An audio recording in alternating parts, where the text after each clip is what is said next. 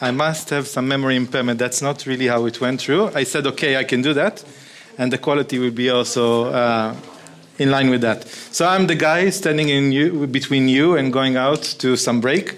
The good news for everyone is going to be short, but probably as interesting, I hope. So what I'm interested in, this is like, I guess this is emerging ideas and technology, so this is as emerging as it gets.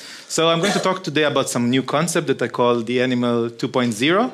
And I want straightforward just say that I want to acknowledge Caitlin for helping to all the discussions that bring some of the ideas that I'm going to present. So just a few words. I'm guilty. I'm actually an aging researcher, unlike the rest that presented before me. So I guess just briefly, I mean, aging is quite obvious, young and old. You can look around you and you can see who is young and who is older. It's very easy. You can also see it in animals. This is giant mice that we have in the lab. And this is the same mouse at 10 weeks and 64 weeks. You can really appreciate the 10 weeks how beautiful, vibrant the mouse is. And 64 is just a sad memory of itself. And I think what's beautiful about aging in a way that it's very predictive. We know it's always going to this endpoint, so we can always compare young and old.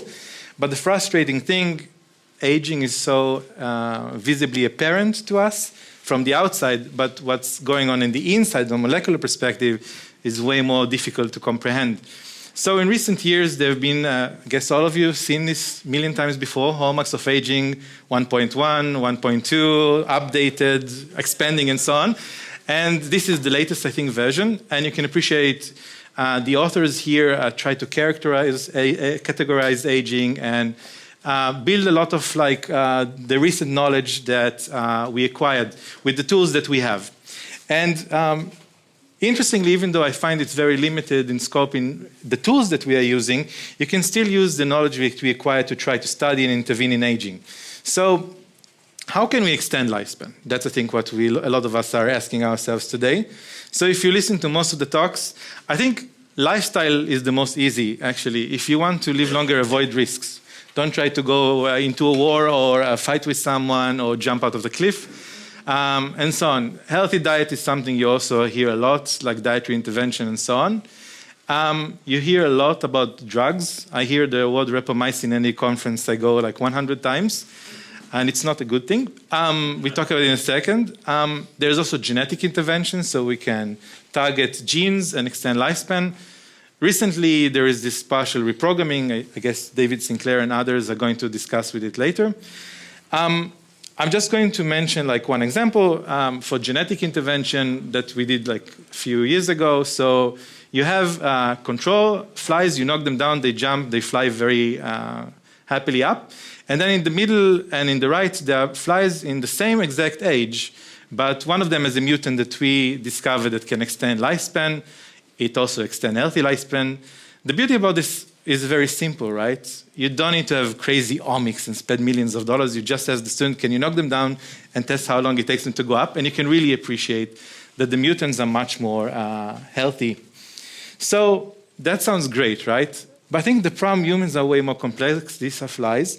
And I want to spend like a minute or two about this concept. So I think all that what I have just showed, I talked about these ways to extend lifespan, I think they belong to animal model 1.0. So what we do is we have an animal and we try to up-regulate, down-regulate, inhibit and so on something that exists within the animal. And that's great if you want to extend lifespan by a bit. But let's imagine there is a glass ceiling that we want to extend lifespan of people beyond. I think it's just not enough. So I don't know everyone in the room, but I can say with certainty that if the youngest person here is 20 years old, nobody is going to be here for ARDD2024. There would be absolutely no exception to this rule, unless we do something different. And I really like this perspective. You should probably read it. It's very instructive, by Jan Vig. I think they claim there is a limit to maximum lifespan. And the intervention that we use can increase health span and median lifespan, but there is no really evidence we can really crush a maximum lifespan of 120 in human. That's what I quote from their perspective. I think what they give some room of hope, and they said if radical life extension is to be pursued, it will probably need or require to alter something very fundamental within our biology. So we need some new upgrade. And I'm going to use a very stupid example, Super Mario. Anyone played it? So when you're small, you cannot knock the bricks, you cannot shoot, but if you have upgrades, you can do something new. So Mario, in a way, is a long-lived because you get the mushrooms and the flower and so on. So I think that's what we want to do also. So we want to upgrade an animal to be 2.0, to give new capacities to animals. And you think it's maybe difficult, but actually there's a very easy way to do it. The problem is it takes time. So this is an example of upgrade. I'm going to spoil it's a bad upgrade. So these are the giant mice, and you can see a normal mouse and a giant mouse, which is almost 2 times the size and the weight. And the way you achieve it is you ask people to select for 50 years continuously. You always select the biggest. So here you go, you can do it. The animal is upgraded. The problem is these big animals are short-lived.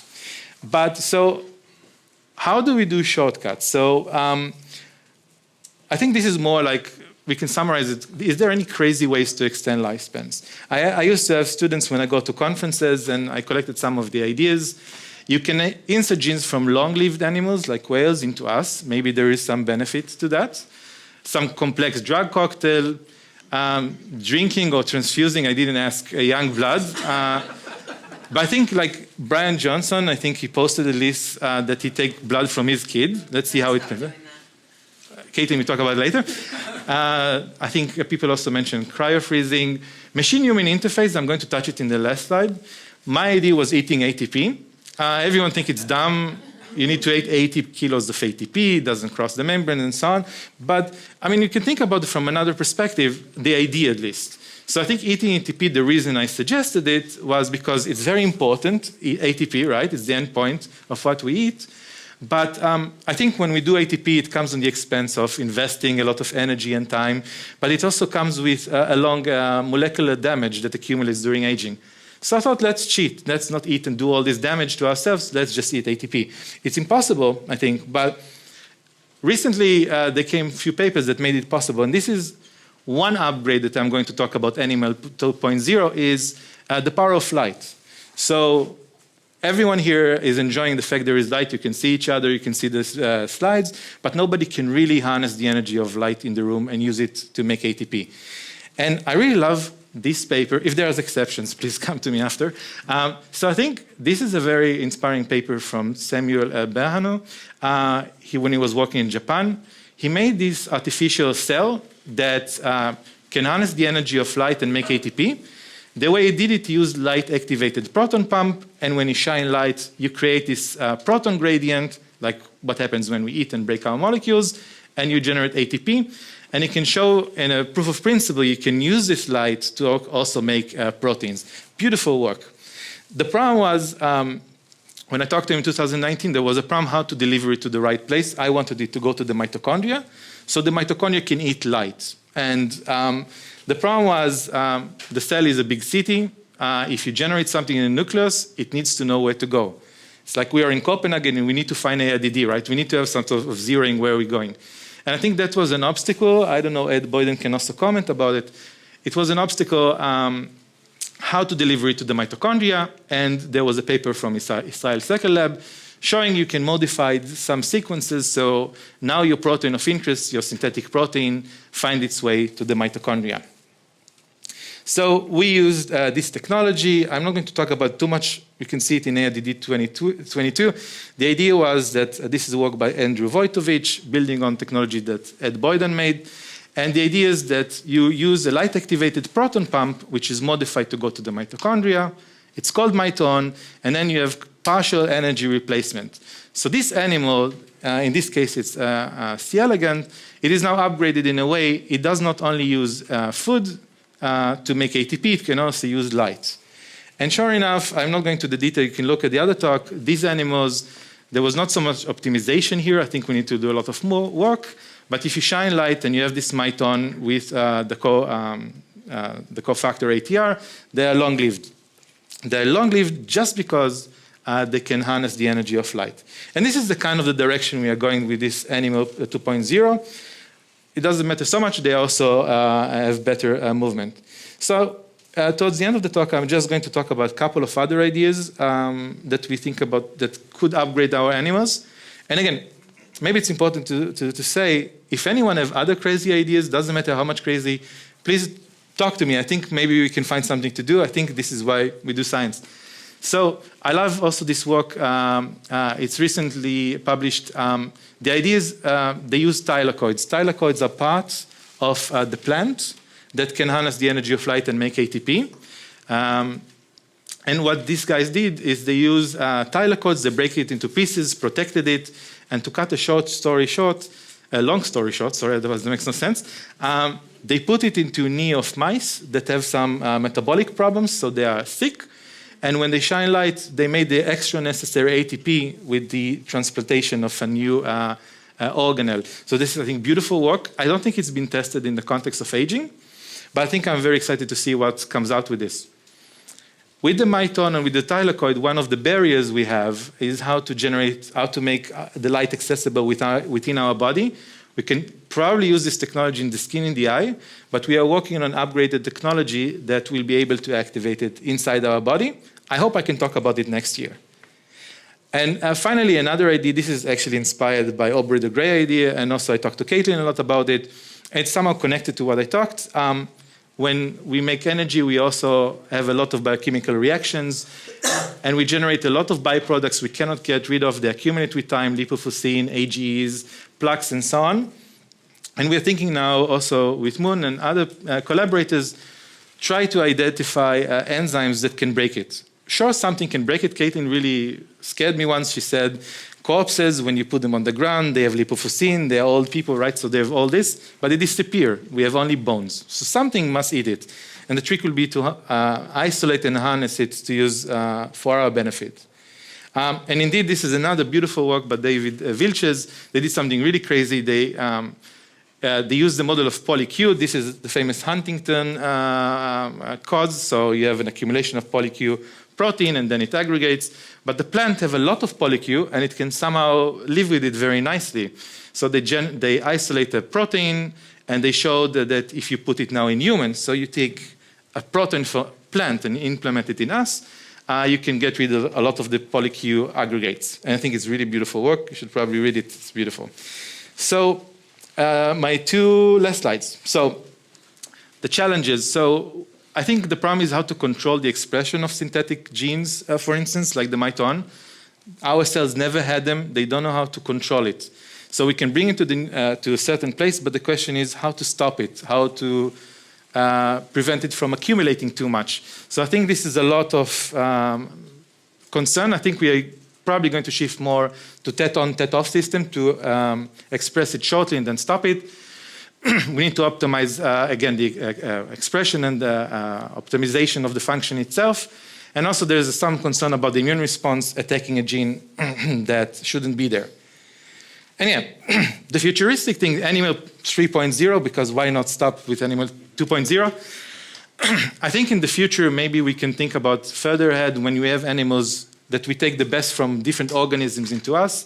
I think this is very futuristic, how also to involve machine, like to replace some organs and so on, and also nanorobots, I think, that can fix problem. Maybe we can use it in our body, but I think this is like 10, 20 years ahead.